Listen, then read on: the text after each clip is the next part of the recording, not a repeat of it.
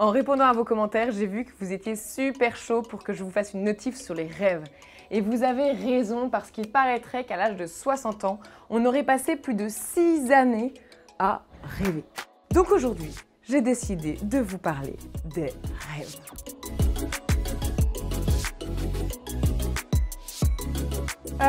Tu peux remettre au début, stop Simon. Avant de faire un point sur nos rêves et savoir si on peut les contrôler, je vais vous demander de compter vos doigts de vos deux mains. C'est bon? C'est parti. Vous savez que presque tout le monde rêve, et en moyenne 2 à 3 fois par semaine. Je vous parle uniquement des rêves dont on se souvient. Et d'ailleurs, ceux dont on se souvient le plus souvent sont ceux dans lesquels on rêve, par exemple, qu'on va perdre nos dents, ou qu'on peut sauter d'une falaise, ou qu'on est poursuivi. Ces rêves-là, on les appelle les rêves typiques. C'est ceux que Freud a décrits. Et ce qui est fou, c'est qu'ils représentent seulement 1% de tous les rêves qui existent. Et encore plus bizarre, généralement le mot rêve nous fait penser à un mot très doux, très cool, mais en fait, 80% d'entre eux sont reliés à des sensations négatives. Une dernière stat, après je ne vous embête plus avec ça, mais vous savez que 65% des faits présents dans nos rêves ont un rapport avec notre journée. C'est quand même un peu intriguant tout ça. En fait, on rêve tout le temps. J'ai fait une notif d'ailleurs sur le sommeil dans laquelle j'explique qu'une nuit, c'est une succession de 3 à 6 cycles de sommeil et que chaque cycle est une alternance de sommeil lent et de sommeil paradoxal, dans lesquels on rêve, bien sûr. Mais en réalité, on rêve beaucoup plus dans le sommeil paradoxal qui représente 20 minutes sur les 90 minutes d'un cycle de sommeil en moyenne. Et au fil de la nuit, la proportion de sommeil paradoxal des cycles s'allonge, ce qui fait qu'on rêve beaucoup plus au petit matin. Donc avis aux marmottes, plus vous dormez, plus vous aurez de chances de faire encore plus de rêves. C'est aussi à ce stade que vos yeux font les fameux REM, que votre corps est complètement atone, alors que votre cerveau, lui, bouillonne comparé au stade du sommeil lent où les rêves sont beaucoup plus pauvres, mais que votre corps est plus réactif. Ce qui est assez dingue, c'est qu'on ne sait pas comment on les génère ces rêves. C'est quand même super mystérieux et ça en fait un gros sujet d'étude pour les scientifiques. Si on fait maintenant un zoom sur le cerveau d'un rêveur, il y a des équipes qui ont mis en évidence une zone à l'arrière de notre cerveau qui s'appelle la zone chaude. Cette zone, elle a une particularité, c'est qu'elle va s'activer à chaque fois qu'on rêve, ce qui n'est pas du tout le cas pour les autres régions du cerveau. En fait, ce qui se passe, c'est que pendant le sommeil paradoxal, notre cerveau débranche toutes les commandes motrices. Le cortex préfrontal, qui est responsable de la logique et du raisonnement, et aussi celle du cortex visuel primaire qui fait partie de la chaîne du traitement de l'information qui provient de la rétine. Dans ce sommeil, on est totalement déconnecté de l'environnement. D'ailleurs, on ne sait toujours pas où se situe ce filtre qui gère les infos de l'extérieur et qu'on ne perçoit pas de manière consciente. En revanche, il semblerait qu'on observe une très grande activité dans d'autres zones, notamment celle des régions sensorielles, comme le cortex visuel associatif, qui est impliqué dans la création des images. Il y a aussi l'amygdale qui traite les émotions ou encore l'hippocampe qui est chargé de la mémoire. Donc malgré l'absence des données des sens, par exemple celle des yeux lorsqu'on est éveillé, c'est bien le cerveau qui crée seul les rêves. C'est assez magique quand même. Le problème du rêve, c'est que très souvent on ne s'en souvient pas. Et c'est vraiment un problème parce qu'on les expérimente quand même chaque nuit. Et on ne sait toujours pas encore si la majorité d'entre eux restent stockés, ni dans quel type de mémoire d'ailleurs. Et ça nous est tous arrivé au petit matin de vouloir se les remémorer pour ensuite les retranscrire et tout ça au travers de nos ressentis, de nos humeurs. C'est quand même pas évident. Et surtout, on ne sait pas dire pourquoi le souvenir du rêve est si faible. Il est possible que les régions frontales et celles de la mémoire à court terme soient hypoactives.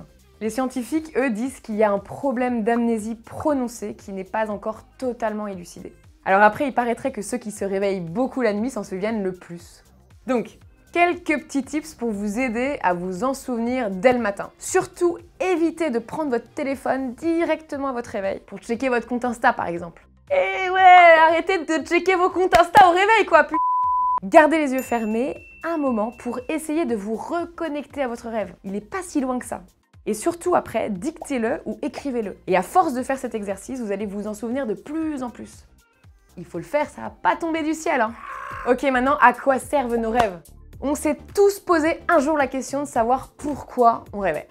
Je vais vous parler de quelques pistes, ce ne sont pas des certitudes, attention. Je suis tombée sur une expérience qui a été faite à Harvard et dans laquelle ils ont fait jouer 2 groupes d'individus à un jeu vidéo. À un moment, ils font une petite pause. Un des groupes devait rester éveillé et l'autre devait faire une sieste. Quand ils se sont remis à jouer, après cette pause, ceux qui ont fait la sieste et rêvé de jeux vidéo étaient nettement meilleurs que les autres, car le rêve a permis d'inscrire des expériences récentes dans leur mémoire. Je sais que c'est la période des examens en ce moment, donc à tous ceux qui rêvent de leur cours, c'est un très bon signe, car ça prouve que votre mémoire est à fond et que vous allez certainement cartonner. Après, le rêve aurait aussi une fonction très chouette, qui serait celle d'anticiper les épreuves et de s'y préparer. Comme un skieur qui va visualiser une par une, dans sa tête, les images du slalom jusqu'à la ligne d'arrivée. Dans ce cas, les rêves offriraient une simulation virtuelle des situations futures. Je vous assure que c'est très cool de rêver d'arriver en retard à un rendez-vous ou de rendre une feuille blanche à un examen par exemple. Ça vous prépare à vivre cet événement. Et si ça vous arrive, c'est clair, vous serez beaucoup moins stressé. Le fait de rêver pourrait aussi vous faire digérer des émotions fortes et de les rendre beaucoup moins perturbantes et plus douces à vivre dans la réalité. Pour ce qui est des interprétations des rêves, il n'existe pas de règle universelle. Il faut quand même se dire que rêver, c'est vraiment une expérience individuelle, c'est votre rêve, c'est pas celui de votre voisin. Et de vouloir l'interpréter d'une manière collective, ça peut être un peu borderline quoi. Freud, par exemple, interprète ça comme étant la voie royale vers l'inconscient et dit qu'ils contiennent l'expression de certains de nos désirs refoulés qui nous permettent de mieux nous comprendre. Alors que Jung, lui, pense que les rêves sont des produits bruts, naturels et sont ce qu'ils sont. Donc hyper utiles pour équilibrer et orienter notre vie psychique. En tous les cas, ça reste une expérience très enrichissante à vivre car c'est assez fascinant de voir comment notre cerveau fait pour associer librement des choses entre elles et de voir ce qu'il en fait. On est tous un petit peu créatifs en quelque sorte. Si c'est encore flou pour les interpréter, ces rêves, on s'intéresse à eux chez des personnes qui ont la maladie de Parkinson par exemple, parce qu'elles vont pouvoir nous donner des informations sur nos rêves. C'est assez fou car chez certains patients atteints de Parkinson et qui ont déjà un trouble comportemental en sommeil paradoxal, comme les rêves agités par exemple, eh bien 10 ans avant l'apparition de la maladie, ces patients gesticulent et crient dans leurs rêves. Quand la maladie se déclare dans la vraie vie, ils vont avoir des mouvements très lents et saccadés. Et ce qui est fou, c'est que dans leurs rêves agités, leurs mouvements vont être tout à fait normaux, même assez rapides et fluides, comme si la maladie était guérie transitoirement. Pourquoi dans un rêve, leurs mouvements se débloquent, alors qu'en vrai, c'est pas le cas? Et maintenant, si je vous dis qu'on est tous capables de contrôler certains rêves, notre double vie en somme, ça vous fait quoi? On peut tous vivre cette expérience au cours d'un rêve lucide et devenir un onironaute à l'image d'un astronaute qui explore un autre monde. Le rêve lucide permet à une personne d'explorer son monde inconscient. Alors qu'est-ce que c'est? C'est tout simplement quand on est conscient qu'on rêve. Ça fait partie d'un état modifié de notre conscience. Pour ceux qui ont vu Inception, par exemple, eh bien, ils utilisent le rêve lucide pour entrer dans la vie des gens, pour leur voler des secrets. Et c'est à la portée de tout le monde. Cet état est assez génial car il va pouvoir nous fournir plein d'informations sur nos rêves et comment ils se déroulent. Ce rêve lucide, on ne sait pas encore quand est-ce qu'il apparaît dans la nuit. Est-ce qu'il y a un moment bien particulier pendant lequel il se produit ou alors un moment spécifique au cours du sommeil paradoxal? On n'en sait rien du tout pour le moment. Ce qu'on sait surtout, c'est qu'on peut soit le subir ou alors le contrôler. Et ça nous permet de réaliser des trucs assez fous, comme passer une petite soirée avec Einstein par exemple. Après, chacun sa star.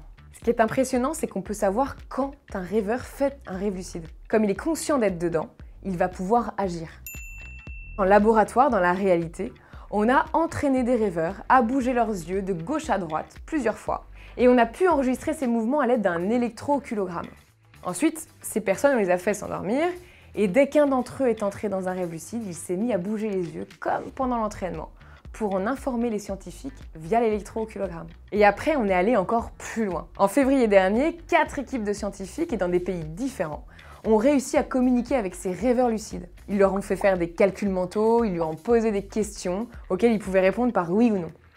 Ces scientifiques ont pu provoquer des rêves interactifs et accéder à la conscience et à la cognition d'un rêveur. C'est vraiment la démonstration que pendant un rêve lucide, on peut percevoir et aussi répondre à des questions complexes sans savoir à l'avance ce qui sera demandé. Tout à l'heure, je vous ai demandé de compter le nombre de doigts que vous aviez. Vous en souvenez ou vous rêviez? Ce n'est pas pour rien et je ne doute absolument pas de vos capacités à compter, mais si vous vous entraînez à le faire dans la réalité, une fois que vous serez dans votre rêve lucide, vous ne compterez jamais 10 doigts. Vous en aurez toujours plus ou moins. C'est la même chose avec la toupie d'Inception en fait. Elle s'arrête de tourner dans la réalité, mais elle continue dans un rêve lucide. Vous pouvez faire aussi cette expérience en lisant une page d'un livre par exemple. Vous ne relirez jamais la même chose lorsque vous serez dans un rêve lucide. Alors, à quoi ça sert de faire ces rêves-là? Il y a beaucoup d'études en cours, vous imaginez qu'on pourrait quand même influencer un rêve en fonction de nos sens. Apprendre à jouer d'un instrument ou d'un sport par exemple. Vous vous réveillerez un matin et vous saurez super bien jouer au basket. Les rêves lucides vont aussi pouvoir réduire l'impact émotionnel d'un traumatisme qu'on a pu vivre dans la réalité. Et ça marche aussi pour les états de stress d'ailleurs. Ça ouvre une énorme voie d'exploration de l'esprit endormi, de notre inconscient, et ça, je trouve ça fascinant. Je vous l'ai dit tout à l'heure, les rêves lucides sont vraiment des états de conscience modifiés. Mais au même titre que les états qui sont induits par exemple par le yoga, la méditation, la respiration. Et ceux qui sont aussi provoqués par des drogues comme l'ayahuasca, le LSD ou la MDMA. Dites-moi d'ailleurs si ça vous intéresse ces thématiques parce qu'il y a pas mal de choses à dire. Et surtout n'oubliez pas de liker, de vous abonner là. Allez-y, allez-y, allez-y. C'est vrai car dans ces états, on perd vraiment la notion du soi, de l'espace et du temps. Tout ça en conscience en fait. On va dire que ces états effacent progressivement les barrières entre votre conscient et votre inconscient. On va loin là, hein. Mais là où je voulais en venir, c'est surtout qu'on s'est aperçu qu'il y avait un lien entre ces pratiques et les rêves lucides. En 2019, par exemple, il y a une étude qui a été faite à l'université du Wisconsin-Madison et qui s'est intéressée aux rêves de 38 personnes qui avaient une longue expérience de la méditation et de 140 personnes novices en méditation.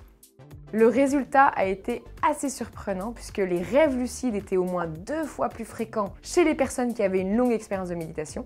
Elles en ont fait au moins 1 par mois, contre moins de 0,5 pour les novices. Mon petit doigt me dit qu'il y en a beaucoup qui vont se mettre à la méditation et qui vont aller s'acheter un petit carnet de rêves. En tous les cas, un très grand merci à Francesca Ciclari, qui est neurologue et qui travaille au Centre d'investigation et de recherche sur le sommeil à Lausanne, qui m'a aidée à explorer les rêves. J'ai hâte que vous me racontiez vos petites anecdotes sur vos rêves. Dites-moi aussi si les états modifiés de conscience, ça vous intéresse. Jetez aussi un coup d'œil sur les banques de rêves que je vais vous mettre en lien. C'est assez marrant et vous pourrez participer à la recherche sur les rêves en plus. Allez, à très vite! Peut-être dans un rêve lucide.